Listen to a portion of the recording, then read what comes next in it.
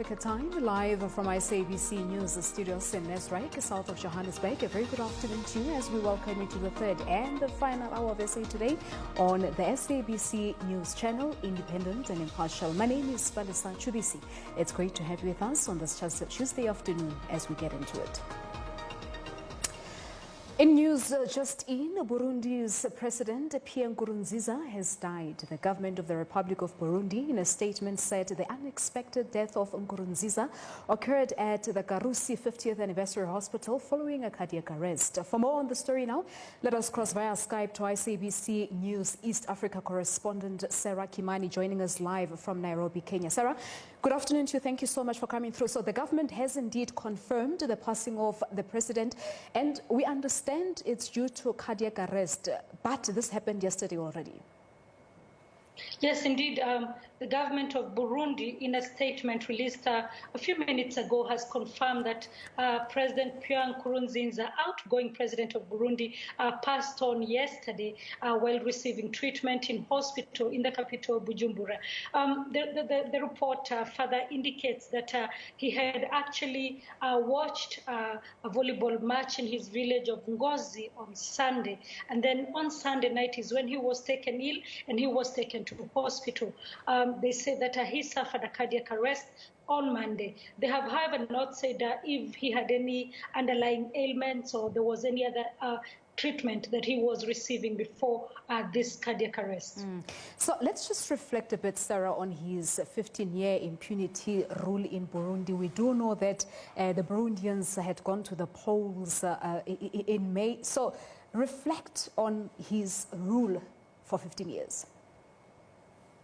Now, President Pierre Nkurunzinza took over power after the signing of a peace accord between himself and rebel leaders, ending several years of civil conflict in that country. And when he took over, he continued to rule with an iron fist. But initially, he seemed like he was able to unite the country. However, when he decided to run for another term in 2015, chaos broke out in the country because his opponents said that he had gone against the peace accord that was signed in Arusha that brought peace to the country. And so he insisted that he was actually eligible to vie for another term. And so the last 5 years in the country have been marred by violence, have been marred by enforced disappearances of some of his opponents. One of the youth movements that is supported by his party, the CNDD-FDD, have been seen to clamp on dissent in the country. And he himself has also been accused of,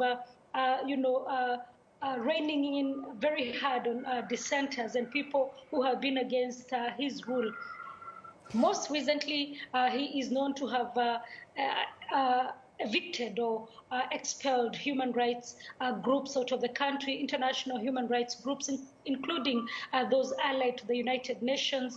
And most recently, just when the world was fighting COVID-19, he decided that his country would actually go ahead and carry out elections amidst the COVID-19 pandemic. And so when the World Health Organization officials protested this, they were also kicked out of the country. So that is probably the most recent issues or events around his rule. So when he was re-elected in June of 2010, the vote was boycotted by the opposition in the country, which then complained of fraud and even in the previous earlier elections. Let's just talk a bit about these recent polls, because we understand there are also some court battles with his current recent polls as well. Now, he announced that he was not going to vie again and that he was stepping down, and indeed he did. And his party chose Evariste Ndayishimiye as his successor. And Evariste Ndayishimiye won the poll, the May 10th poll, with 69% of the total votes cast. His nearest rival, opposition leader Agathon Rwasa got about 24%. And when he went to court, because he moved to court to protest and say that he thinks he deserved to win, and he laid out issues that he said there was ballot stuffing. He spoke about the voters' roll not being clean. The courts, both the High Court and the Constitutional Court, threw out his petitions, and the latest was on Monday when the Constitutional Court confirmed Evariste Ndayishimiye as the winner of this year's presidential elections, paving the way for Nkurunzinza to hand over power. That would have happened in August this year. It seems now it will have to be brought forward very fast so that then there is no a power vacuum in the country. Also, interesting to notice that even though he has said that he was going to step down, the party had appointed him as the supreme guide.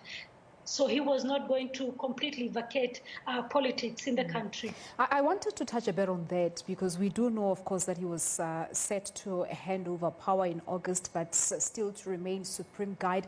What would that entail? We still did not know quite what that would mean, but considering that he handpicked his successor, it means he would have still had a lot of influence and say in running of the government. Take, for example, there would have been the appointment of a cabinet. We would have seen his hand in that. We would have seen his hand in the management of the party, the CNDD-FDD party, the main ruling party in the country and the strong party in the country, seeing as he has managed to clamp on dissent and also on the opposition party. And I suppose it's still a bit early to have gathered perhaps some take of the Burundians on his departure, but I believe this is someone who's leaving behind some fears of political crisis and a country that had been destabilized for quite some time now. Yes, indeed, and probably the only silver lining is that he has departed just when the Constitutional Court had confirmed Evariste Ndayishimiye as the winner of the polls, and Agathon Rwasa, having considered defeat and said that he accepts the decision of the Constitutional Court, may make transition easier. We do not know, however, whether dissenters who have previously tried to overthrow Nkurunzinza will see this as a chance to try and take power through the back door. One will only hope that peace will reign in the country, and especially because the East African region and the Great Lakes region has been bedeviled by conflict, whether it is in the east of the Democratic Republic of Congo or in Burundi most recently. We've seen comments on social media, a lot of people expressing shock because he is a young person. President Nkurunzinza was 55. Maybe just to let you know that his wife had actually been airlifted to Nairobi to receive treatment. We still do not know what kind of treatment she was receiving, although a lot of speculation was that she may have been infected with COVID-19 during the campaigns for the presidency. And we also understand that she was receiving treatment together with some of her close personal aides. We still do not know if President Nkurunzinza was free of COVID-19, and we have seen government rebuffing those rumors which are already taking place on social media. All right. So just quickly, Sarah, just remind us what the constitution of the country says. So does it mean now that his successor will automatically resume power? I would not know for sure, although the Constitution says after the court cleared Ndayishimiye, his successor, to take over power, he was due to be sworn in August. So within that time, either the deputy president will take over or he will then, Ndayishimiye will be sworn in immediately. We will await to hear what the government will say. All right, time constraints, Sarah. We'll leave it at that. But thank you so much for that update. Our SABC News correspondent live from Nairobi, Kenya, Sarah Kimani, confirming for us that the president of Burundi, Pierre Nkurunziza, has indeed died at the age of 55 due to cardiac arrest. And this, of course, is a developing story because we wait to see now what happens. We do know that he was supposed to vacate his position in August, making a way for his successor, and he was to remain a supreme supreme guide in the country. But as Sarah said, we wait and see what happens and what the Constitution says regarding this particular move. Do stay tuned to the SABC News channel. We'll certainly have